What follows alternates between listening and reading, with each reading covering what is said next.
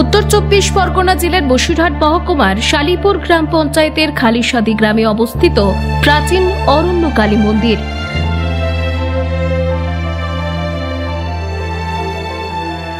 অর্থাৎ তৎকালীন সুন্দরবনের প্রত্যন্ত ওই এলাকায় ছিল জঙ্গল, আর সেখানেই গ্রামের মঙ্গল কামনায় এক সাধু বাবা জঙ্গলের মধ্যে শুরু করেছিলেন প্রাচীন অরণ্য কালী পূজা।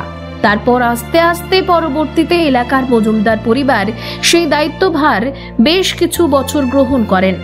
পরবর্তীতে মজুমদার পরিবার এলাকা থেকে চলে যাওয়ার সময় এলাকার ভট্টাচার্য পরিবারের হাতে সেই পুজোর দায়িত্বভার হস্তান্তর করেন মজুমদার পরিবারের সদস্যরা। তারপর থেকে ভট্টাচার্য পরিবারের সদস্যদের হাতে আজও পূজিতা হচ্ছেন প্রাচীন এই অরণ্য কালী। আজ থেকে প্রায় 250 বছর আগে এখানে এক ধরনের জঙ্গল ছিল। সেই জঙ্গলে একটা ছোট বাড়িতে পুজোটা হতো। পরবর্তীকালে মজুমদাররা এই পুজোর দায়িত্বভার গ্রহণ করে এবং তার প্রায় 150 বছর পরে আমাদের ভট্টাচার্যদের হাতে পুজোর ভার আসে এবং আমরা এই পুজোর বংশ পরম্পরায় এখনো করে যাচ্ছি এবং পরবর্তীকালেও করতে থাকবো। মজুমদারদের হাতে আসার পর থেকেই তোমরা করছো? হ্যাঁ, আমরা মজুমদারদের হাতে আসার পর থেকেই করে যাচ্ছি। কথিত আছে এই অরণ্য কালী মন্দিরের কালীমাতা খুবই জাগ্রত, অর্থাৎ কালীবাড়ি জঙ্গলের পাশে থাকা একটি স্নানের পুকুরে মা স্নান করে লাল পাড়ের শাড়ি পরে মন্দিরের মধ্যে প্রবেশ করতেন। ভট্টাচার্য পরিবার সহ অনেক ভক্তদের সামনেও মা এই রূপে দেখাও দিয়েছেন। শুধু তাই নয়, এই অরণ্য কালী মাতা খুবই জাগ্রত। এখানে যে যা মানত করেন, অর্থাৎ মনস্কামনা নিয়ে কালী মাতার মন্দিরে সুতো ঢিল বেঁধে দিয়ে আসেন, অর্থাৎ মায়ের কাছে চাইতে যান, তারা কেউই ফিরে আসেন না। এ কথা এলাকার মানুষ জানিয়েছেন। এখানে মা খুবই জাগ্রত। এখানে যারা যারা মনস্কামনা করে সবারই মানসিক পূর্ণ হয় এবং মা এক মনে ডাকলে মা কাউকে দেখাও দেয়। ভট্টাচার্য পরিবারের সদস্যরা জানিয়েছেন, পুজোর 1 সপ্তাহ আগে প্রতিমা বিসর্জন করে দেওয়া হয়। তারপর ঠিক যেদিন পুজো শুরু হবে, পুজোর পুণ্য লগ্নে আবারও মায়ের মূর্তি স্থাপন করা হবে, যা সারা বছর ভট্টাচার্য পরিবারের সদস্যদের হাতে পূজিত হন। আমাদের কালী পুজোর প্রায় 7 দিন আগে এখানে ঠাকুর ভাসানো হয়ে যায়। তারপরে প্রতিষ্ঠা হয় কবে? প্রতিষ্ঠা হয় কালী পুজোর দিনই প্রতিষ্ঠা হয়। এখানে মাকে গয়না টয়না পরিয়ে আমাদের বেদি রয়েছে, বেদির উপরে বসানো হয় এবং পুজো করা হয়। এই 7 দিন কি এই বেদিটার পুজো হবে? হ্যাঁ, এই 7 দিন এই ঘটে পুজো হবে। আচ্ছা, তারপরে আমার মাকে নতুন করে প্রতিষ্ঠা করা হয়। মাকে সে কালী পুজোর দিন সারা রাত পুজো হয় এবং সেই রাতেই মাকে নতুন করে প্রতিষ্ঠা করা হয়। ভট্টাচার্য পরিবারের সদস্যরা আরো জানিয়েছেন, প্রাচীন রীতি মেনে এখনো পুজোর দিন 5 রকম ভাজা সহ ভোগ তৈরি হয়, যা হাজার হাজার ভক্তরা গ্রহণ করেন। শুধু তাই নয়, প্রাচীন রীতি মেনে আজও পাঠা বলি হয় প্রাচীন এই অরণ্য কালী মাতার পুজোয়। ভোগে আমাদের খিচুড়ি হয়, ঠাকুরের ভোগে খিচুড়ি হয়, 2টো তরকারি এবং তরকারিতে ভাজা হয়, 5 রকম ভাজা, পায়েস ইত্যাদি হয়। নিরামিষ? হ্যাঁ, নিরামিষ। আর আমাদের পাঁঠা বলি হয় এখানে। পাঠা বলি এখনো হয়? পাঁঠা বলি এখনো হয় আমাদের। এই পাঠা বলিটা কত বছর থেকে চলছে? পাঁঠা বলিও আমাদের যখন থেকে পুজো শুরু হয়েছে তখন থেকেই চলছে পাঁঠা বলিটি।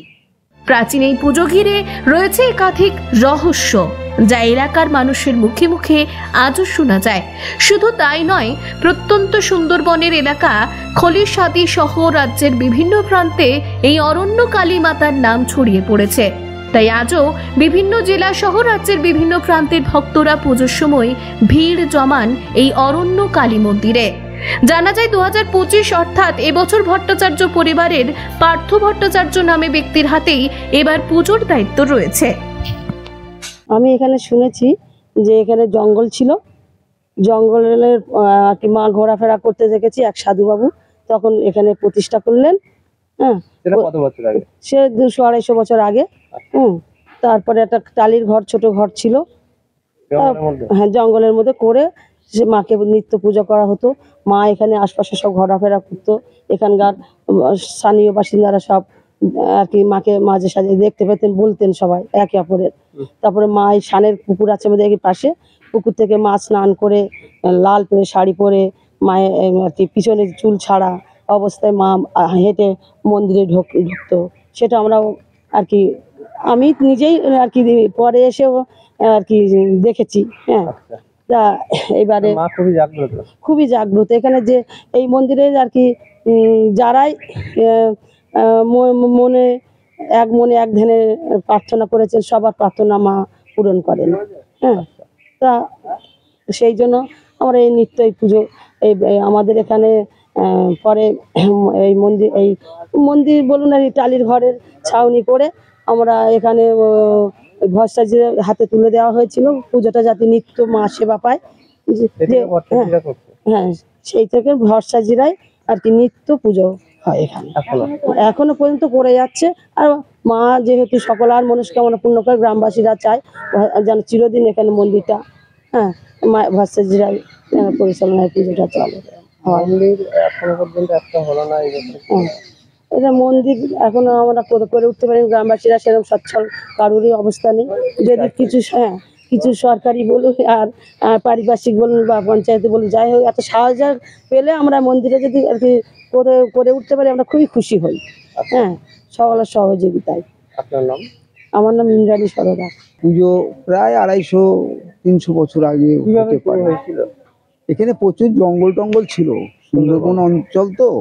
হ্যাঁ, যার জন্য এই পুজো মন্দিরের নাম অরণ্য কালীবাড়ি বলে সবাই বলে।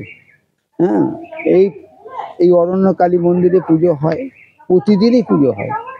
হ্যাঁ, এবং এই কালী পুজোয় অনেকে মানত রেখে পুজো দেয় এবং তাদের মানত বাসনা পূর্ণ হয়, তারা মানত পূরণ করে যায়। এই পর্যন্ত দেখি। হ্যাঁ, এই বহু কালের পুজো।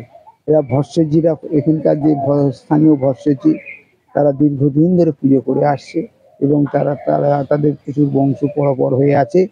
এই পুজোর অনেক শরিকদারও হয়ে গেছে। হ্যাঁ, যার জন্যে এবং অনেক শরিক বাইরে বাস করে।